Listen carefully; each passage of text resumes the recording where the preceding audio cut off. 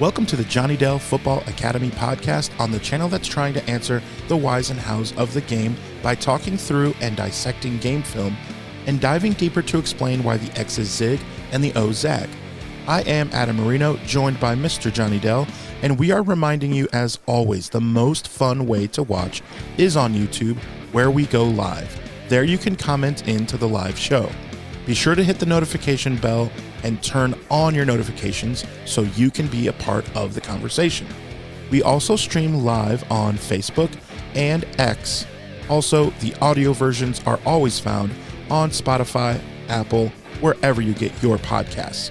Now, if you are live with us in the chat, it's probably because you are subscribed, you've hit the notification bell, and turned those notifications on. So, when sharing with your friends, be sure to let them know. We also love to hear from you outside of our live show. Email us at johnnydellsfootballacademy@gmail.com, and you can always check out the website jfa49.com, as it is the most fun way to support the channel. Also, the way we boost the chat and boost the algorithm is to type out hashtag JD49. Welcome into a Monday. It is not a victory Monday, other than to say in the presser, Kyle Shanahan said two words that I didn't think were allowed in the human language. No injuries. I don't even know how to feel. I don't know what this means. But we're too late, a little too late for that. We're already missing half our guys, but that was the only positive news. Johnny, what did you think about being down 21-0 on your birthday, no less? That was a terrible birthday present, I will say. The 49ers did not do me any favors. So let's, in the chat, let's do some favors. Hit up the chat, guys. Let's boost the algorithm and make Johnny feel a little bit better. Throw in some happy birthdays, as it was Johnny Dell's birthday yesterday on Sunday. Yeah, so many happy returns. Yes, many happy returns. It was rough. I mean, watching the defense on those first three drives was about as bad as we've seen that 49ers defense since last year. Couldn't stop anything, couldn't stop and it really started with the run. You can't stop the run, and then the Rams are just going play action. So your defensive linemen are trying to disengage for run fits, and Stafford's he's got all day to throw back there. And so it's just run, play action, run, play action, run, play action. And they just moved down the field on 3 straight drives. They talked a lot about, and we've talked a lot about, that to really get a good pass rush, you have to earn the right to rush the passer. And that starts with stopping the run on first and second down, and they didn't do that. Now, that becomes really, really difficult when your edge players in Nick Bosa and Michael Williams are not there for the year. These are two of the premier run edge defenders in the league. When Nick Bosa has shown that for a long time, Michael Williams was the number one run edge defender coming out of college. We talked about that coming out of the draft, that there was nobody better on the edge at defending the run. People have been going after Michael Williams and saying, he wasn't the player they should have got. They should have got Jalen Walker. They should have got Walter Nolan. I understand wanting the pass rush juice, especially when you see a lack of pass rush, but we didn't lose that game because of lack of pass rush. It started with not being able to stop the run.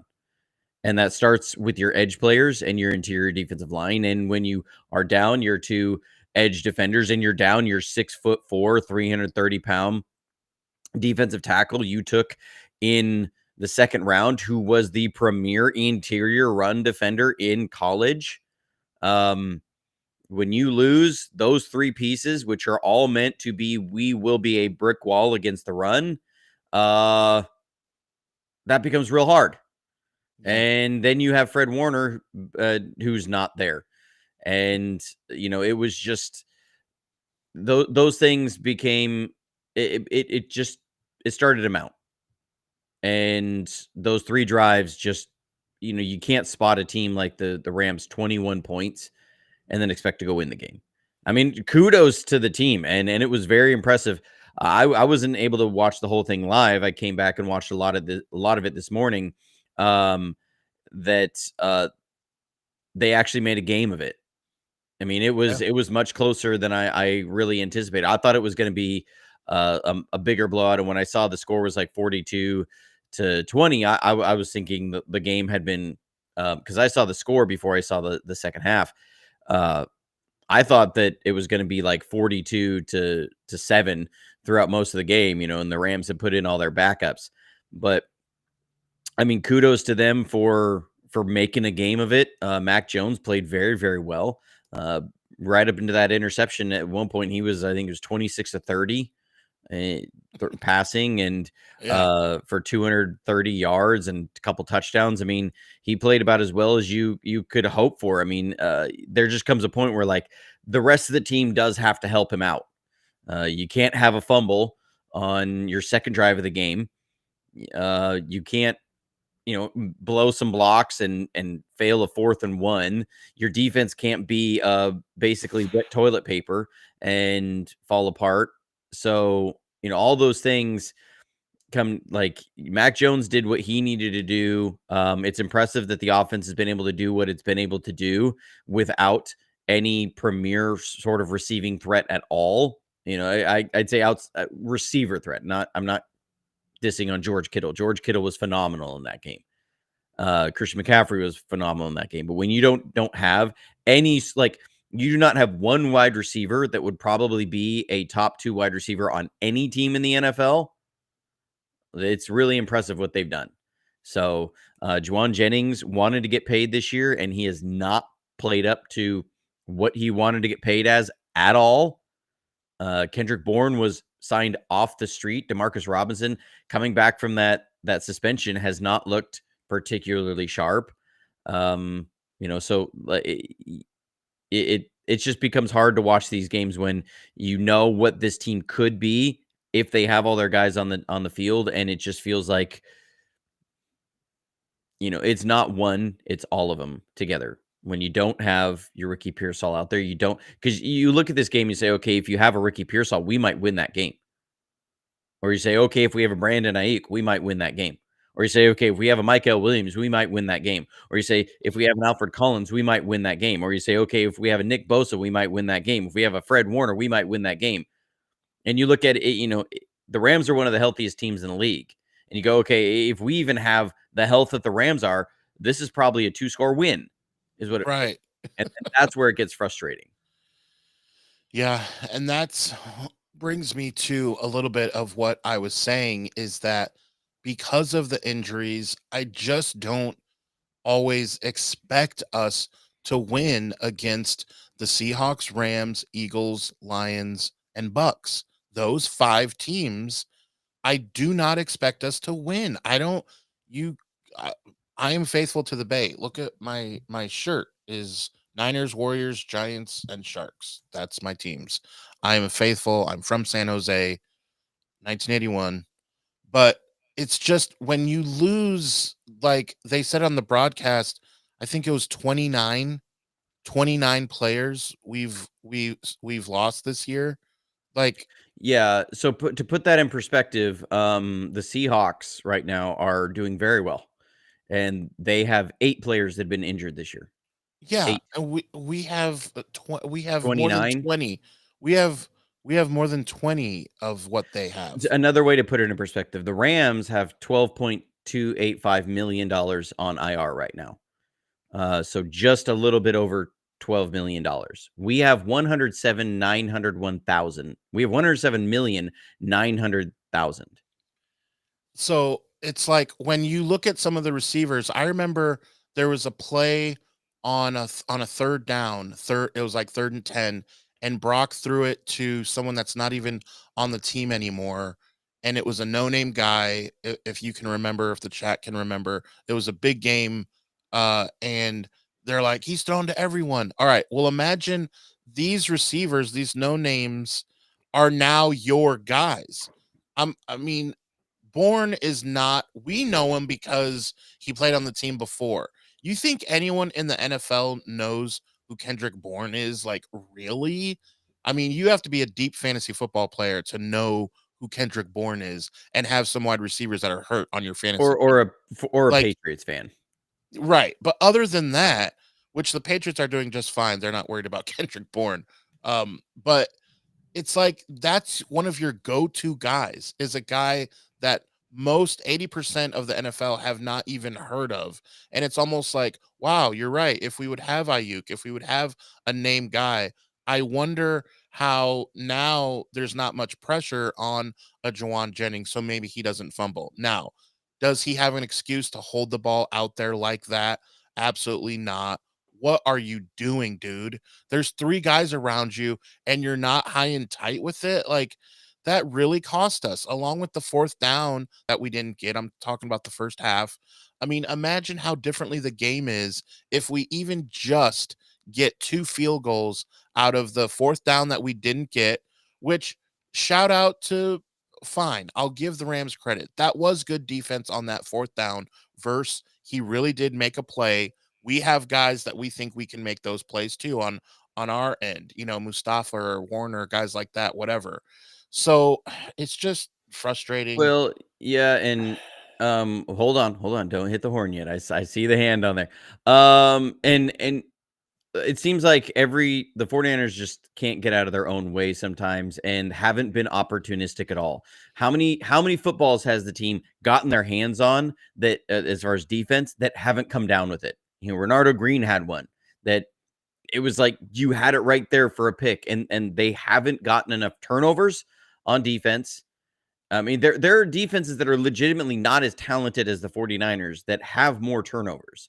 They have not gotten enough turnovers. They've got to somehow make that. I am not sold on Jair Brown. I haven't been for a while, and Yeah. I've seen and I've been open-minded about it. This isn't like I'm sitting here like I've just made up my mind that he's not it.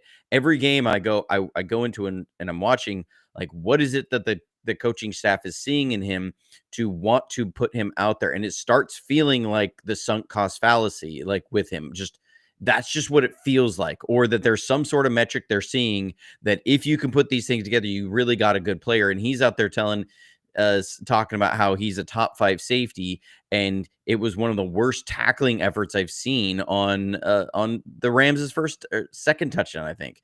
Yeah, it was their second touchdown or third touchdown. It's hard to remember which one was which at this point, but like it's not there. And I get that Marquis Siegel had some issues in coverage. If you're going to give up 42 points, I would prefer to have the young kid Marquis Siegel in there to get his learning through on the coverage side and actually be able to come up and make tackles. That was what Marquis Siegel was really impressive about from the safety spot, run support. And since he's been out, since he's been out and Brown's been in, our run defense is getting progressively worse. That is a problem.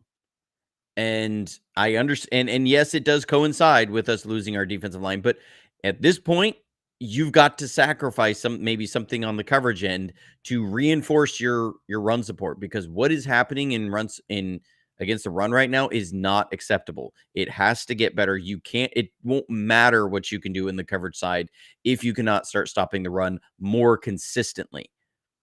Malik Mustafa, there was some plays there where, I'm sure he would want back. When, people have been talking about the pass interference on the first third down of the game. Yes, that was some pass interference. It was clearly the corner was there early. That was also a really bad decision by Mac Jones. That was probably his worst decision of the game. I haven't fully looked through the interception yet to see exactly what was there, but he chose the wrong side. It was a split field read. We had a zone beater to the right on a levels concept, and to the left we had a better man beater, and LA was showing 2 zone, and against 2 zone that's where he would have wanted to go. Post snap they dropped, and it was cover 1 man with a lurk, and that lurk defender was shading toward the 2 receiver side where George Kittle was and Juwan Jennings. And the corner had inside leverage the whole way. Like the corner was literally lined up about a yard inside of Juwan Jennings with his hips turned out pre-snap. I mean, this wasn't like he bailed or shifted into this man coverage post-snap. Like he was showing man coverage the whole time. And now the way the Rams run it, a lot of times it will be man on the outside zones over the middle. But like he was never Juwan Jennings never had leverage on that play. That's why that corner was right there. So I don't like that's one of those Mac would like to have it back because if he works to the left side, he's probably got Kendrick Bourne wide open for a first down. I mean, it was a China route, so it's a choice out China, so he's going to run a 3 steps out and then cut back in, working against man coverage, and your inside help is away, and the corner on that side bit on the out breaking route, which they do in those coverages all the time, and he's got McCaffrey working there. Like Brock used to always hit George Kittle, Juwan on those kind of routes all the time against man coverage when the lurk player went to the other side. So I guess that can tie into Cayman's Island. Thank you so much for the super chat. He's asking. There's a bunch of noise about a quarterback controversy. I feel like Brock will be back this week. I think it's very much what we're seeing when Brock has very low likelihood of re-aggravating that toe. Brock will be back. Mac Jones has played very, very well, and I will never with any of these losses. None of these have been on Mac Jones at all. Right.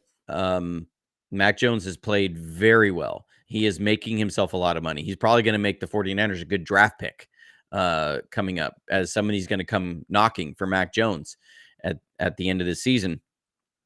This is Brock's team. We forget how good Brock Purdy is. Brock Purdy, there was a reason that he was in the MVP conversation. Now, I get it. He had some very good weapons at those times. But we also forget, as good as Mac Jones looked yesterday, especially when we're talking about like 26 of 30 at one point, do we forget the game that Brock had against the Cardinals in 2023 where he started out with 20 completions in a row? I mean, he set a 49ers franchise record for highest completion percentage in a game. I mean, most yards in a season. I mean, where he threw for 4 touchdowns in that game. I mean, that was an unbelievable game that Brock had. I mean, Brock's had some of these just unreal games where he throws for 2, 3, 4 touchdowns, 3 touchdowns and runs for another. And the offense is scoring like 35 points a game at will. Like Brock is an incredibly good quarterback. There's a reason he did get paid. We do have the recency bias sometimes of the last 5 games of 2024, and then Brock on a really bad toe. That's what we have right now. And so it's, well, Mac Jones has played very well. We also saw Nick Mullins play a couple really good games with the 49ers. I'm not saying that Mac and Nick are the same way. I'm just saying there are some quarterbacks that if you can hit a stride with this team, that you can play at a really high level. That doesn't mean you're playing at the level of a Brock Purdy. It just doesn't. And so this is Brock's team. There's no doubt about that. Brock is an incredible quarterback, and you don't sit down your incredible quarterback just because your backup is playing well. That's a luxury. It is very much a reason why the team is not having a losing record right now. But that to say, there is no quarterback controversy in my mind. Yeah, not even close, because Strawberry React says he also isn't elevating. He's doing a good job playing like 2022 Jimmy G. That's a pretty good. I like that. Yeah, I do. yeah. I like I that. mean, And he yeah, isn't elevating. Like, he's not making guys. Can you really say who he's made better? Kendrick Bourne had one breakout game. Are you saying he's better because of Mac Jones? Is Juwan Jennings better? No. I think Juwan Jennings is not better more for Juwan Jennings. Um, it's not Mac's fault that Juwan's been dropping passes, that he's been running some sloppy routes. It's that he's been fumbling the ball. That's not on Mac Jones. I don't think that has to do with either one of the quarterbacks. It is hard when we say, Jimmy G had a really strong supporting cast. Mac Jones does not have an incredibly strong supporting cast as far as receivers. Now he's got George Kittle, he's got Christian McCaffrey. Um, We didn't have George Kittle the whole time, though. Now I will say that 2022 year with Jimmy G, I mean, once Christian McCaffrey came on, our points per game did start climbing. We were scoring like 28 points per game. The difference was when Brock came in, we started scoring like 32 points per game. And that's where it elevated more. Mac, I would say I think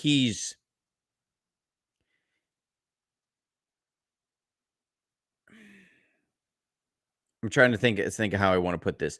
When you compare Mac and Jimmy G, I don't think Mac is at a point in his career where like Jimmy G, people are going to say, okay, we've tried this experiment. There's a ceiling here. If we put him in as a backup, that's going to be a very quality backup that we're going to still be able to win a lot of games with. But we know where his ceiling is. Mac Jones, I think people are still wondering, where is Mac Jones's ceiling on a team? I feel like most teams say if Jimmy G's our number one starter, we really don't have a future of winning a Super Bowl. We can win a stretch of games, but I don't think we can win a Super Bowl. Mac Jones, I don't think teams feel that way, especially with how it's going right now. I think they're looking at how he's doing on this team, and they're saying, this is a guy that if you get the right supporting cast around him, you might just be able to do it. He's kind of looking like Sam Darnold did with the Vikings, where you go, if you get a really good supporting cast around this guy could really do something. And I think a team's going to come knocking for him as a bridge quarterback, or just somebody to say, can we put together a good enough team around him to make something? And because I think Mac has better accuracy on some of those deep out routes. He's a little bit tougher as far as being able to stand in the pocket and just make a shift to the left, and he doesn't panic when the play's starting to break down. That was one of Jimmy G's things. Like, you would see those feet start moving like crazy, and when you saw the point, you knew it was going to end up bad. Like, when he started trying to direct receivers, it was going to end up, you went, oh no, oh no, oh no, and it would. You don't see that with Mac. Mac seems to be a little bit more even keeled when it starts coming down to the wire there. But anywho, like, Mac is playing very well, but this is not a quarterback controversy. The big thing we need going forward is we do need our offense to get whole so that they can start carrying the team more. You've got to get, like, they've got to figure out some way. How do you get Ricky Pearsall back on the field? That has got to happen. Apparently, we heard Jacob Cowing has re-injured his hamstring 4 times this year. That's why he hasn't come back. Mac Barrows apparently talked to Jacob Cowing, and he asked about it, and they said, well, the 49ers always want a guy to get back to running 100% to 100% level before they let him on the field. And so they've been trying to work him up, ramp him up to get back on the field, and then he's re-injured his hamstring every time, and he's on his fourth re-injury of that hamstring from training camp. Like, that is a problem. You have Keon White, who was traded for 2 weeks ago. He hurt his groin last week. Like, the 49ers undoubted, like, this is not even conjecture. They lead the NFL almost every year in groin and hamstring injuries. Like, this is not normal. And so the defense is what it is. You got to get at least, you got to get a Ricky Pearsall back in some way. You need Brock back. Like, you need the offense to take a level up here. You need to get figured out with whatever the issue is with Alfred Collins' hip. And they got to figure out a way to get at least some guys back in some way. Yetur Gross-Matos is back on IR with a hamstring. Re-aggravated his hamstring, or not even back on IR, is put on IR for the first time, which means his hamstring aggravation that he got was worse than the initial hamstring pull. Frustrating. So Yeah. I want to ask you a couple things about we're still talking Mac and Brock. We got another super chat here. And yes, so what do you think we can get for Mac, and from who? I would say for me, and then I'll let you answer. Isn't that way too early to tell? I mean, it's Well, it starts beyond wishful thinking at this point. Yeah, I think the question comes into who's asking for him, and what's their outlook look like. Like the I think Jets. I mean, you want go through like, okay, the Jets.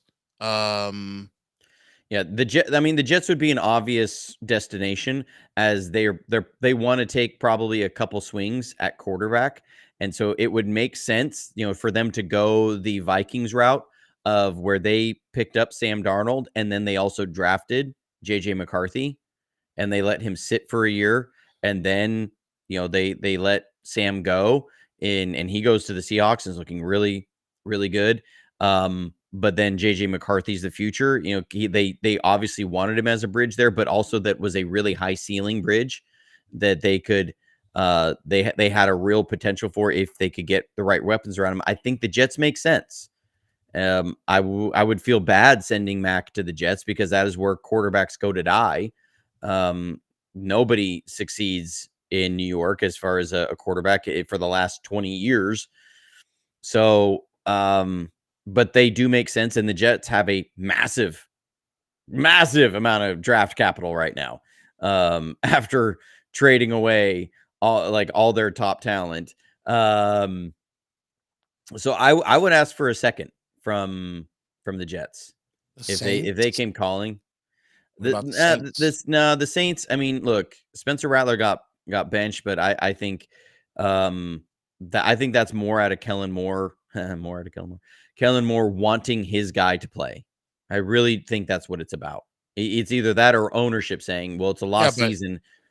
So they both suck.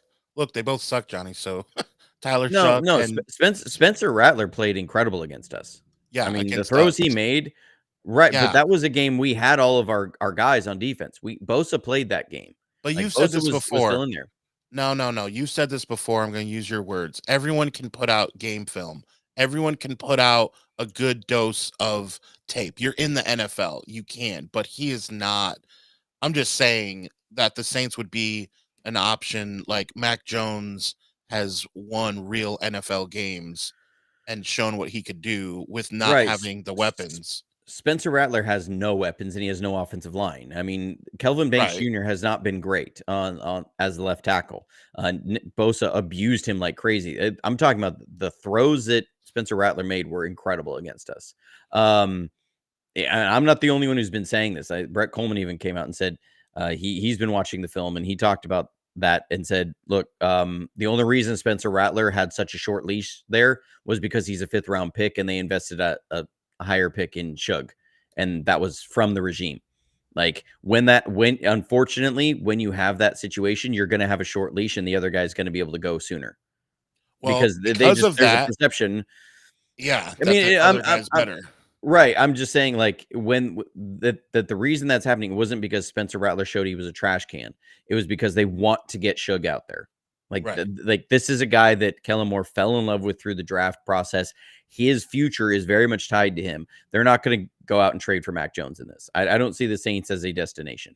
It's like a reverse Shedeur Sanders situation with Right. Tyler Shuck. Like, okay, Right. we got to get him in there. Whereas they don't want to do that in Cleveland. Right. I think the Cardinals might be a team that comes knocking for Mac Jones. There's a lot of speculation that that Kyler Murray has played his last game for them. And I mean, when you watch that game, Jameis Winston was not the guy, or not Jameis Winston. Jacoby Brissett is not the guy for them there in Arizona. I mean, he had one of the worst turnovers I've seen. Where, I mean, The dude held on to the ball forever and then tried to throw it last second and gets just clocked. It wasn't even like the strip sack came from the side. He straight strip sack at a guy right in his face. I mean, it's just like, why were you even trying to throw that ball? And so, I mean, they don't have an answer at quarterback right now. The Cardinals don't. So I think that's a team that comes knocking for Mac Jones. That I just think they it's have early. some talented defense. I mean, it is a little early, but I think those are the two teams right now that make sense. And so, when it's asked, what can you get for Mac? I think you can get a second or third. I really do. Wow. And again, depending on where those teams are going to be picking. If it's the Jets, they're going to be picking really high. So they're probably not going to want to give you their second, because that's going to be like the 33rd or 35th pick in the draft, like somewhere in that slot. And they're not going to want to give that away. They may give you a third and then a sixth, sort of a thing. But yeah, it's still, we still have a lot of football left to go. I mean, the For sure. Steelers make sense because Aaron Rodgers is probably done after this year. He just wanted the He's kinda record. intimated He that. got it. And yeah, that's my opinion. They looked very bad yesterday. Yeah. So, okay, I want to ask you this. With the Niners situation on offense, Kyle Shanahan said this time that it really is realistic that Brock can play. Like he made a point. I feel like that I don't know if I were to bet, I feel like it's 60-40 as of right now on here we are Monday morning that Brock would play. Do you open At up this the point, playbook? I don't think it quite works that way. Of do you like Mac's not throwing the ball downfield. The chat has been talking about that for the last 5 minutes. right? The difference is though, like The way he reads it, he would automatically throw the ball downfield, and so you don't need to change the game plan. Brock just executes it better and differently, where he will throw the ball downfield because he is more on time. Is that fair?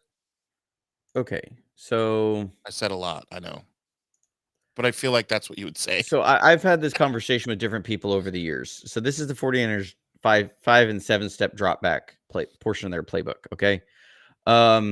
They don't have a lot of downfield passing involved here. So you see a lot of these clearing routes, these go routes, they're alerts. Your 1, 2, 3 is all underneath. Okay. So that's going to be one passing concept. Then we go to the different passing concepts. Okay. Again, it's an alert, and then you're underneath. Like you do have your through route as a number 2, but your number 1 is going to be this branch route. Okay. Then 2, it works as across the field. 1, 2, 3, 4, right to left. It works that way, but your clearing route, your go routes, and alert. Okay, we go to the next one. We see the same thing. This is now branch shade. So it's similar idea, but you aren't looking deep outside the numbers. Again, now this one is going to be a choice concept where your corner route is, again, it's an alert, and then you run a choice out underneath it, and then you have your backside where it's 2 and 3 and it's short. And then we go to the next one. Choice out Buffalo, similar situation. Okay. You see the deep route is not even, it's an alert. Then we go to the next one. Same thing. Now it's the same concept on that side, but these are slightly different. Okay.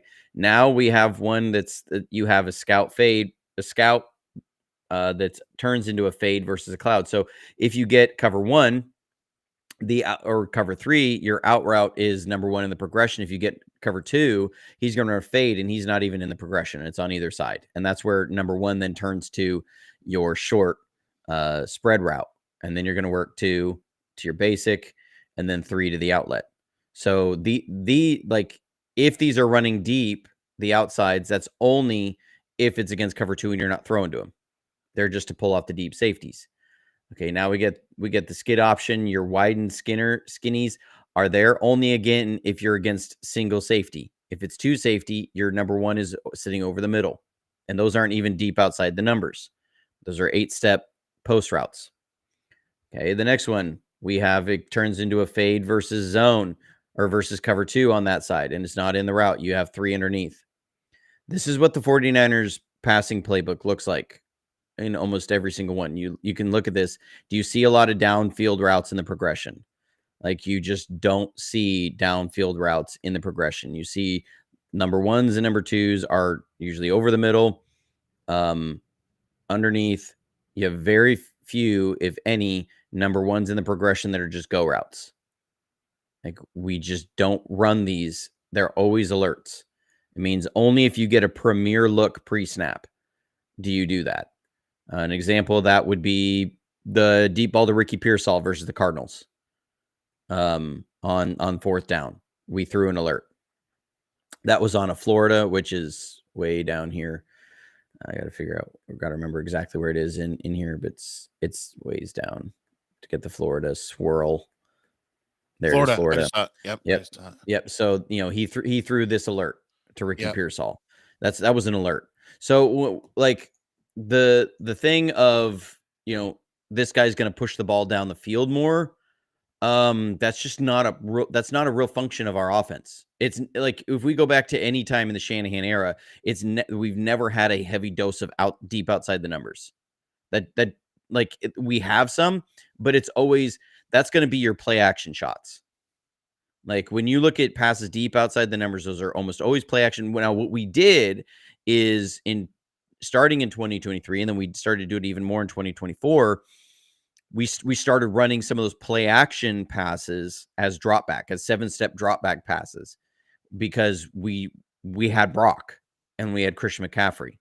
And those two together, you can get the kind of influence that you get off of play action, but you don't need to ask him to turn his back, and you can let Brock see the whole field. And he was operating really well in a lot of those ways. But that's the question, though. And Strawberry asks it, and that's my question too. Why does Brock average 5 deep passes per game and Mac doesn't? And that's what I said earlier, is because he reads the field better and his processor is better, far better than most, not just Mac Jones, better than over half the quarterbacks in the entire NFL. And so he can make those plays down the field on average 5 times more. Is that a thing or no? I think some of the difference is that Brock has better eye manipulation. So he's able to open up that intermediate area a little bit more. And Brock, because like when you talk about those most of Brock's deep throws are going to be those Dover routes, those deep in routes that we see, and we see him make so many of those layer throws. Now he's thrown a number of interceptions making those layer throws over the middle like that. Mac's not making as many of those. Mac's making more of the 8-yard in routes, more of the 10-yard in routes. But the 16, 17-yard in routes, layered throws, Brock is incredible at those.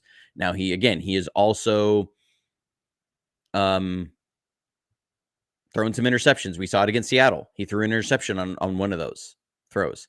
Right. So like, that's where we see Brock making more of those. But some of that is Brock is able to his ability to process if that intermediate defender is flat-footed is really, really good. And his accuracy as far as some of those rail routes and stuff on the outside is better.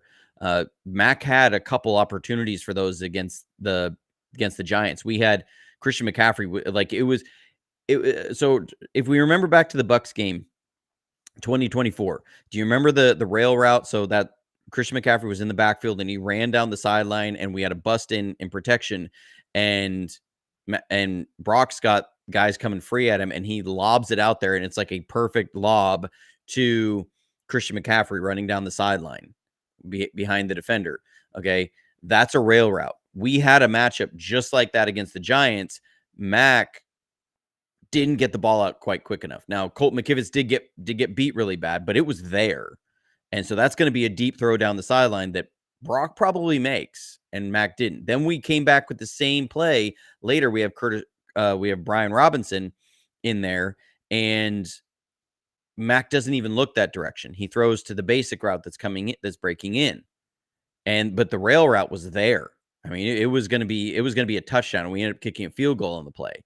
That's another one that Brock makes that throw. Why do I know that? Because Brock made that throw with Isaac Guerrero at running back against the Lions. It was one of the most incredible throws I've ever seen a quarterback make. So like, Brock makes that throw, and that is number one in the progression. So it's there. It's one of our few deep, down the sideline in the drop back progressions. Mac has also taken some shots down the middle. against some flat-footed safeties. They haven't connected. There's one that he took that shot with the Texans, and Sky Moore couldn't even locate the ball. Oh, I right, mean, he's right. literally Yeah, looking around like he has and the no ball's idea already where the the ball ball already is. hit the ground. The ball already hit out. Yeah. Well, no, he was running and he turned and he looked like he was expecting the ball in a line. Well, you don't throw the ball in a line against cover 4. Like if it's cover 2, you put the ball on the line on that route. If it's cover 4, you layer that ball. And Sky Moore was looking around expecting the ball on a line, and it's being layered, and so he's looking around, can't even locate the football. So, I mean, I'm not saying that it's okay. So just to bring it back home, is it a situation where you just say, well, we're going to open up the playbook more? It doesn't really work that way. That's kind of like people saying, okay, you're going to give Brock the keys to the playbook and start adjusting your protections now. It doesn't really work that way. We don't really have this, okay, if this quarterback's in, we're going to, start pushing the ball deep outside the numbers more. That's just not a heavy dose of our offense, period. I think you have a quarterback who might be able to manipulate deep defenders more and move some of those hook guys on the backside to open up those deep crossers. We haven't hit as many of those deep crossers. Now, some of that is too, you don't have the speed guys to get across the field or speed guys to clear it out. Like you have to have a speed guy somewhere. And as far as the receiver core, don't really got that. Now, Demarcus Robinson maybe a little bit, but you need somebody who can then get over the field and make some catches there. It's just not a heavy dose of our offense. I don't know if it means if Brock comes in that we really do start pushing the ball down the field more. I think Brock would be a little bit more efficient as far as yards per drop back, I think is what you're going to see. Yeah, and I do want to see, because the next few games are very winnable. Like that's what's crazy. So we talked about how I wasn't saying the word punt correctly because I Oh didn't mean, no. We but can't go back to this, no, but Adam. even you said, Johnny, at this point, I'd rather see the safeties make some mistakes. That is what my sentiment was the whole time. Boats earlier Did you even just say said, sediment? I think yeah. you said sediment instead of sentiment. Oh, yeah, I think I did. Sentiment. Yes. I'm a professional talker. Don't worry about me.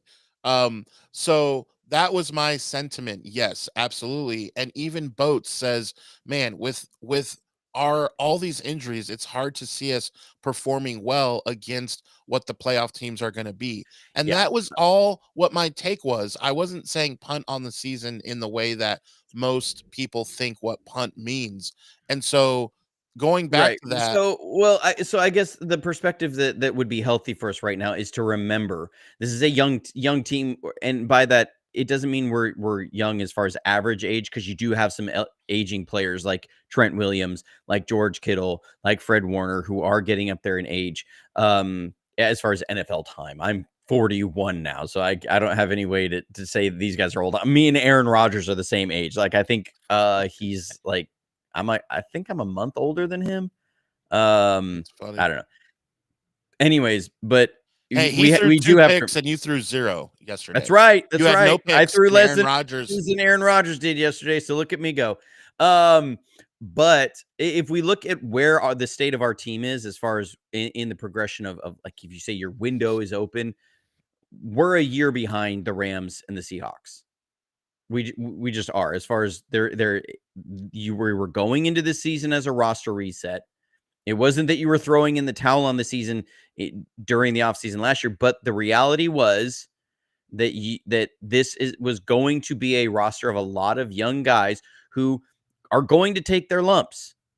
When you look at some of the games that the Rams lost last year and the year before, same with the Seahawks, there was a lot of that was due to young players learning in the NFL, making mistakes, coming along, them evaluating where the team was and saying, okay, now that we get these guys on the field, we can look at the metrics, we can evaluate everything, and we see where do we need to focus going forward, and where can we then bring in some free agents going forward. For the Seahawks, that was clearly quarterback. They said we can get better production by letting Geno Smith go and bringing in a Sam Darnold. We could actually improve our team we weren't going to lose a lot because we believed in Jackson Smith and Jigba. And so we let DK Metcalf go. Right. People thought that the Seahawks offense was going to take a nosedive because they let DK go. They moved him, and that Jackson Smith and Jigba was the guy coming in. And guess what? Jackson has been more productive than DK was in Seattle. So like they have been going through this process and reevaluating where their roster's at and resetting everything. And so they're about a year ahead of the 49ers. That's definitely a part of this. Now it's still frustrating because you go, if this team was healthy, the Rams only had have 3 guys sidelined right now. We have 800. So, if this team was healthy, then you really can be a team that does make some noise. But we're there not. was always That's my point. right, right. And so what I think what it comes down to is, we weren't able to do a show last week. I was gone. I was out of town.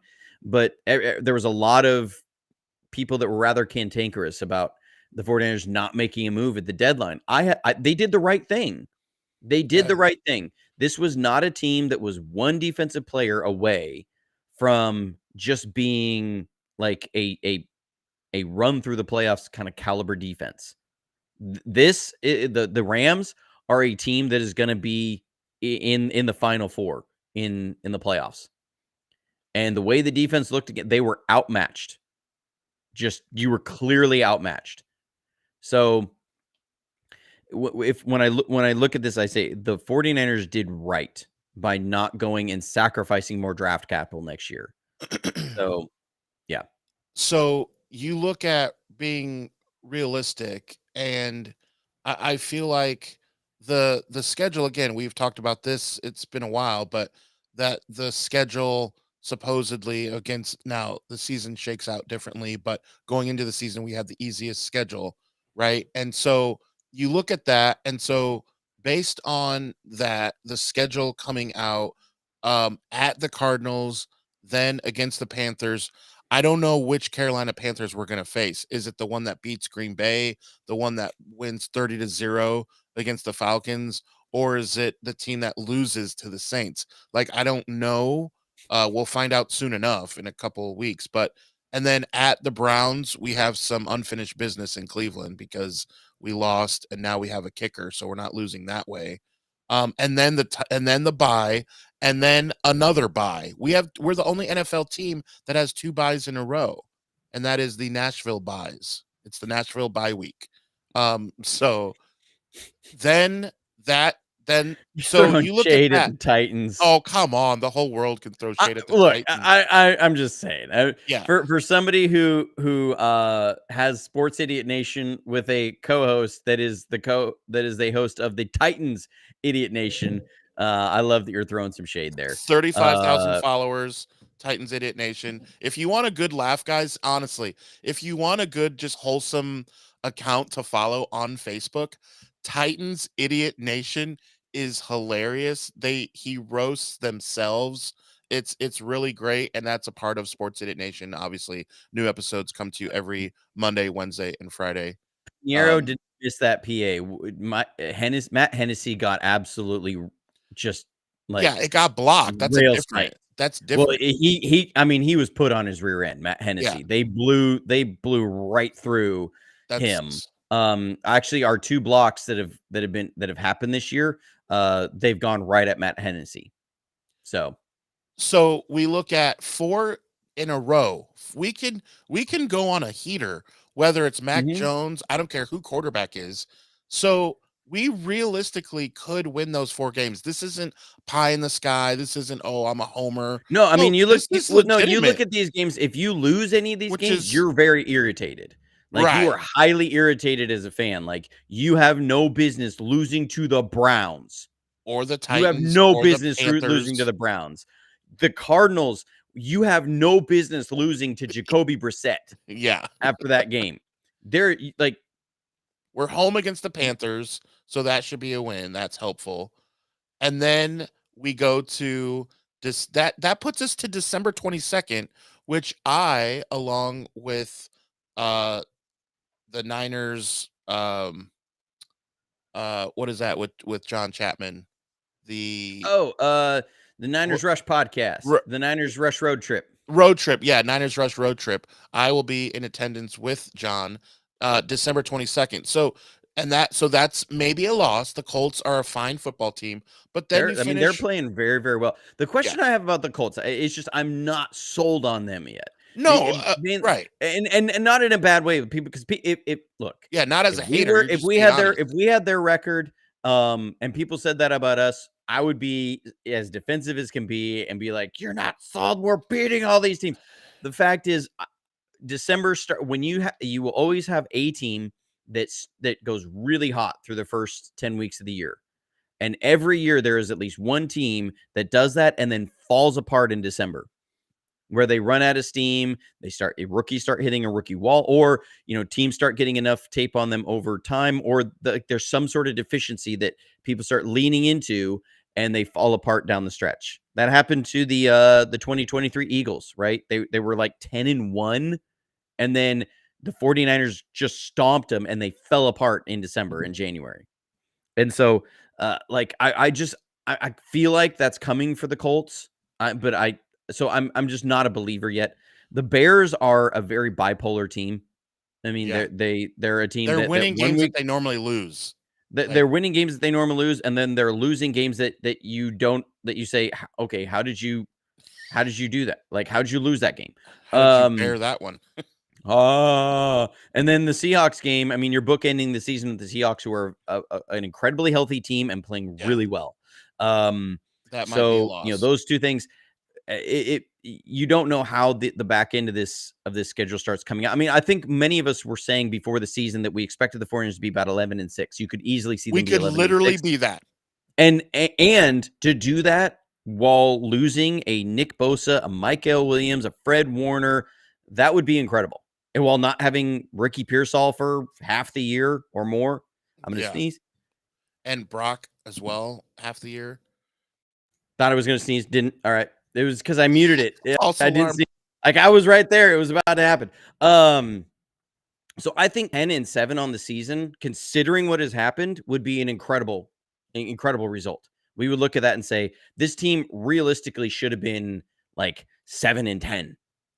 But I guess looking at how this is going, the next 4 games, you should roll through those and you should stay healthy. Like, there really is a pathway for a big ramp up to the end of this year, because you should get Yetur Gross-Matos back. You should get Alfred Collins healthy. You should get Keon White and Cleveland Farrell more involved and kind of enmeshed into the defensive scheme. We need to see. I think we need to see Marquis Siegel back out there. I really do. We should get as time goes, Brock back, and then see this offense really go. I mean, this offense could be a top 5 offense in this league. When you have a Christian McCaffrey, this could be a top 5. I think Spencer Burford has played very well at left guard.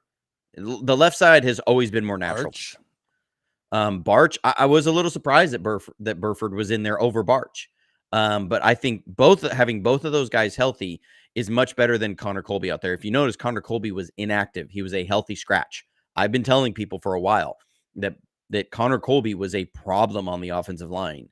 And that's not to say he can't be a good player. It's that there were clear deficiencies. And it was more from there's a reason he was picked in the 7th round. Like, that was showing. So he's a developmental guard. He wasn't a year 1 starting guard.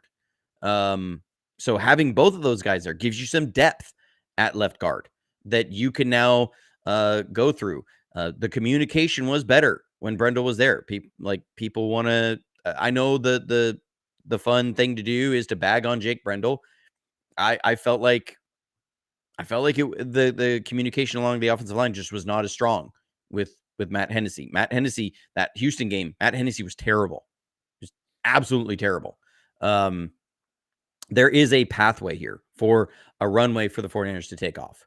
But again, it's going to come down to, can you have more games like this where Kyle Shanahan can come to the podium at the end of the game and say, no new injuries to report. That will be huge going forward. You get So that with, we're going to get Yetur Gross-Matos back. We're going to get Alfred Collins back. We're going to get Ricky Pearsall back. We're going to get Brock back. I don't know what's the situation with BA. I mean, that I'll be surprised if that Seahawks game, maybe, but I don't know if they actually do plan on him playing this year. I think if it's looking like they're going to be in the playoffs, they activate him. I think that's what it's going to come down to. I think if they're going to wait, probably, I think, until December.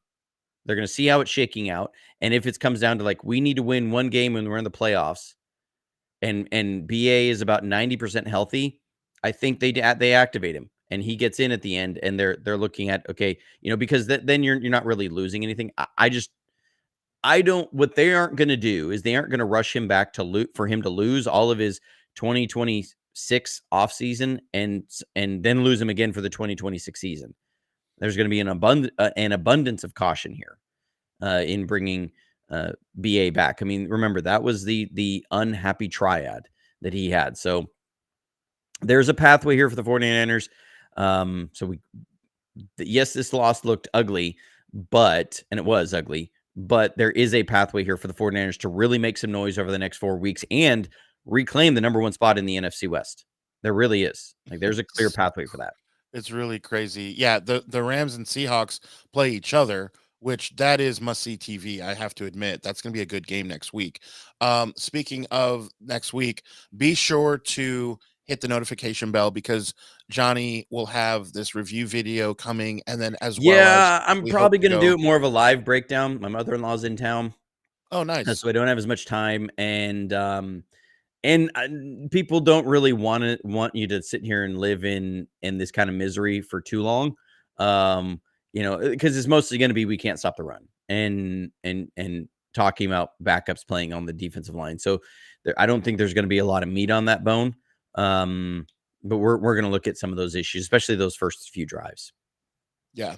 So, but again, no matter what happens, you have to hit the notification bell because you don't know when that's going to happen, as well as when we go live. It's not always the same time. We hope to go Friday and talk Arizona, but life happens sometimes, so you never know.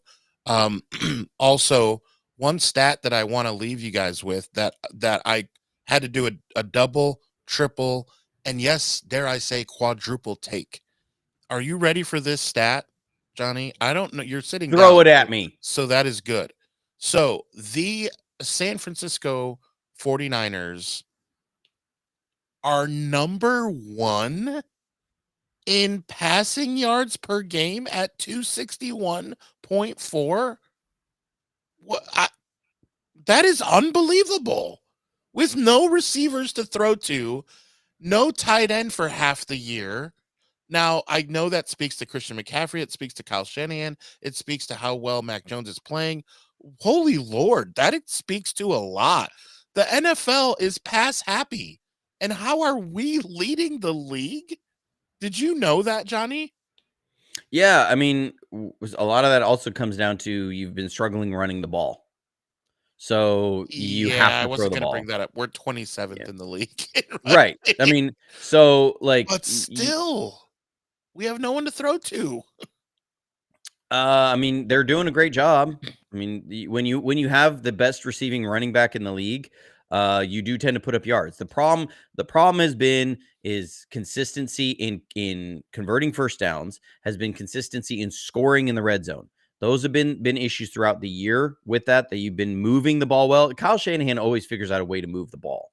That's never been a problem. And anybody who doesn't see that and ever calls that Shanahan ain't it, go kick rocks, because he consistently, whether it's because people say we should be able to win in a number of different ways. Well, we have. I mean, where's that crowd now that is saying, the 49ers just should be able to win when they have to throw the ball? We're 6-4. And we lead the league in passing yards per game, and we're 27th in rushing. So go kick rocks. That's been your complaint for a long time, and we don't have any top receivers on the outside. But it does also speak to that this team could be incredible as a passing game with the Yeah, weapons that imagine. are potentially there. And now it also does speak to, I mean, I love Deebo Samuel as much as anybody. What was my criticism of Deebo Samuel for the last number of years? Dude couldn't beat man coverage. He just couldn't. That he was great with the ball in his hands. It was sometimes hard to get the ball in his hands. And that was holding the offense back in a number of ways. Right now, you have some guys who can make contested catches because Deebo wasn't a contested catch guy. There was a lot of times that I mean, how many times do we see that slant and it's literally, there. They throw it to him on that slant. Once he has Contested the catch, he ball in doesn't his make it. hands and he stays on the field, then hey, good things happen. But that wasn't always the case. Here are some crazy. I want to keep this crazy stat thing going because you got me on a tangent almost. So Amon St. Brown, very fantastic wide receiver, has one more yard than Christian McCaffrey. Christian McCaffrey has more yards than the following players. Shall we? Drake London, Justin Jefferson, Igbuka from the rookie from Tampa. I can't say his name right. Emeka Egbuka. There you go. Jalen Waddle, Chris Olave, Lad McConkey, Zay Flowers. What? What? Are you hearing those names? That Christian McCaffrey has not more bad for a receiving running yards. Yeah. Not bad for a running back. Not for bad running back that has lost a step. Yeah. What are we talking about? Like, that is just, to me, unbelievable how good this guy is. And then he still has by the way, he does have over 600 yards rushing as well for a down year.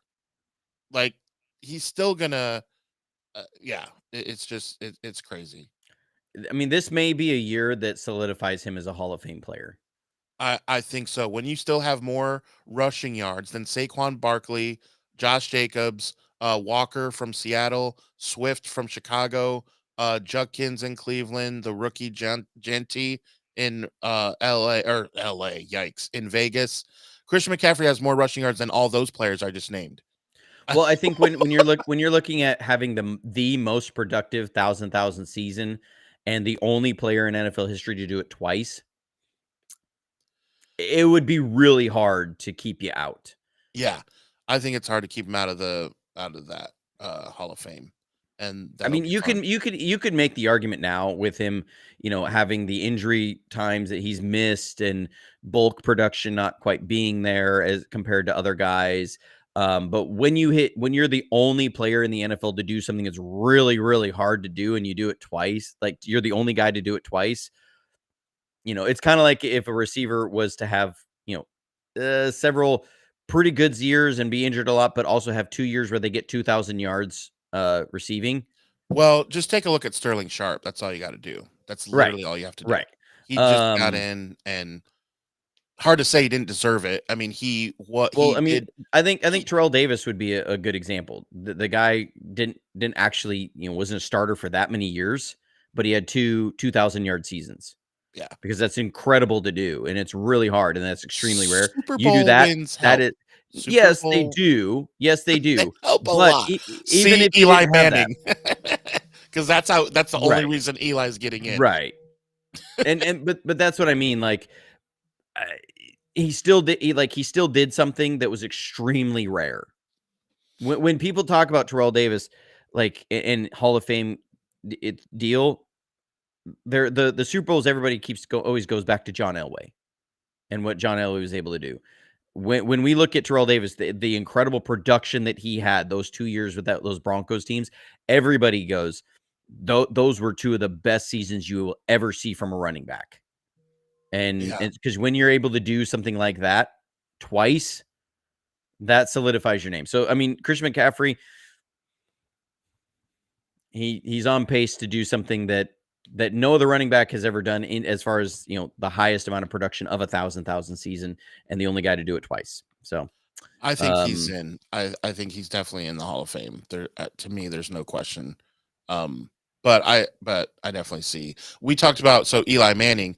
So how about Matthew Stafford is now 151 and 151 and 1. on his career because of those lost seasons with the Lions. I mean, he's obviously a Hall of Famer. That is kind of wild to look at, that he has the same winning percentage as Eli Manning. And But you think of him as a much better quarterback. You do. Eli has 2 Super Bowls, and He only has Stafford one, has 1. but he might get another one. I hope not, but no. I mean, I like Matthew Stafford, but I just obviously hate his team. But I respected him when he was with the Lions. I thought, man, this guy needs to get out of there. And then, oh no, to the chagrin of me, I'm like, no, don't go there. Yeah. And win a Super Bowl. I mean, of course, you do wonder with some of these Lions teams, you go, man, if they had Stafford, then like they may have like if you go back to 2023, I mean, if they got Stafford instead of Goff in that game. Yeah, that's funny to think about. The Lions are humming though. Dan Campbell taking over the play calls. We'll see what happens. I said they were just trying something new. Yeah. It wasn't about John Morton. Yeah, we'll see. So Coach I've ever heard it. Yeah, no kidding. All right, so we'll try to go Friday. Hit the notification bell so you know what Johnny's doing regarding this week's film. I do want to see, a few things I'm sure that you'll run through, so that'll be good. Let's see. I'm trying to think of ways for you to cut me off. I'm not going to cut you off today, Adam. All right. Consider it your birthday present to me that you don't get cut off. Does that make you feel any better? Here's what's gonna